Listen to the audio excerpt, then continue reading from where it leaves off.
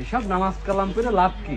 এসব তো লোক দেখানো ইবাদত, এসব ইবাদতের কোনো দাম নেই। তো খুব জাল আছে, দাঁড়া আজকে আমার ছেলের কাজ বলতে হবে, তারপর দেখছি ব্যবস্থা। সালাম আলাইকুম। তোমরা সব বাড়ি দাঁড়িয়ে আছো কেন?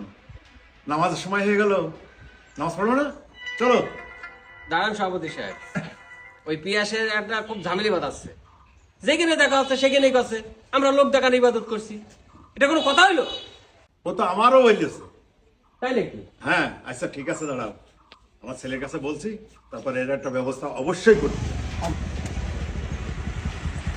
কি হলো আপা ডাকলেন? এই যে পিয়াস, ও আমাদের সবাইকে বলছে আমরা নাকি লোক দেখানোই কথা। ঠিক আছে আব্বা, ওর আজকে মেরেছে, আমরা তুলে নিচ্ছি, কোনো সমস্যা নেই তো। মনটার প্রতি ভালো থাকছে না, কারণ আজকে কলকাতা থেকে একটু ঘুরে আসি। চলো। এই ওই দাও ব্রিজে বসে মাছ ধরতে যাও, ধর।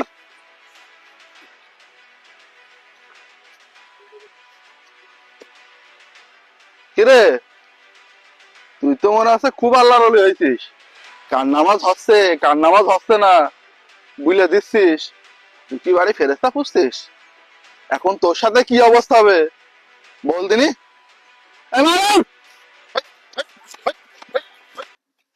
ভাই গাঙে খুব মাছ হচ্ছে, চলেন ওই মাছ ধরা দেখি। আসি, চল যাই।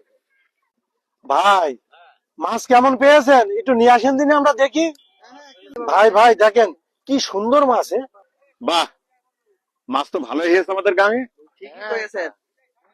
কাকা, ও কি মাথায় বাড়ি খেয়ে পাগল হয়ে গেল নাকি? সবাই মাছ ধরছে আর ও ঢম নিয়ে দেখি ও মা এ করছে কে? দেখেন দেখেন। মাথায় বাড়ি খেয়ে তুই কি পাগল হয়ে গেলি নাকি? তাই মনে হবে। এতক্ষণ ধরে এই ঢমটা পরিষ্কার করছি, তো পানিটা পরিষ্কারই হচ্ছে না, ময়লাই থেকে যাচ্ছে। এই পাগলা, ঢমের ভিতরে অপরিষ্কার পানি আর তুই ঢমের উপরে ধুচ্ছিস, এই ধুয়ে কি পরিষ্কার হবে?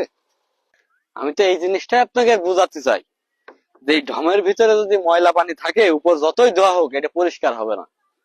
তা আপনাদের অবস্থাটা ঠিক এই ঢমটার মতো। হ্যাঁ, এই তুই কি বোঝাতে চাচ্ছিস? উপরে উপরে খুব পরহেজগারিতা দেখা, আর ভিতরে এই যে সেক্রেটারি বিল্লাল ভাই বাপমার খাতি দেয় না। উপরে উপরে যে পরহেজগারিতা দেখাচ্ছে, লাভ কি? এই ঠিক ঢমডার মতো, উপরে যতই পরিষ্কার করেন কোনো লাভ নেই, ভিতরে কাদা পানি থেকে যাবে। আর আপনি সভাপতি, আপনার কথা আর কি বলবো, সবাই তো জানে আপনি সুদে টাকা লাগান। আপনি যত অন্যায় কাজ আছে সমাজের আপনি নিজেই করেন, অথচ নামাজ কালাম পড়েন, টুপি পরেন, হজ করেছেন, এমন ভাব নিয়ে চলেন যেন মনে হয় আপনার মতো ভালো মানুষ আর কেউ নেই। আপনাকে সবার অবস্থা ঠিক এইরকম। দেখেন, রসুল সাল্লাল্লাহু আলাইহি সাল্লাম বলেছেন প্রত্যেকটা মানুষের ভিতরে একটা গোস্তের টুকরা আছে, তা হচ্ছে অন্তর। এই অন্তর যদি পরিষ্কার হয় তাহলে তার পুরো শরীরটাই পাক, আর এই অন্তর যদি খারাপ হয় তাহলে তার পুরো শরীরটাই না পাক। অতএব আপনাদের এই অন্তর তো পরিশুদ্ধ করতে পারেননি, এত উপর উপর ভালো দেখে লাভ কি?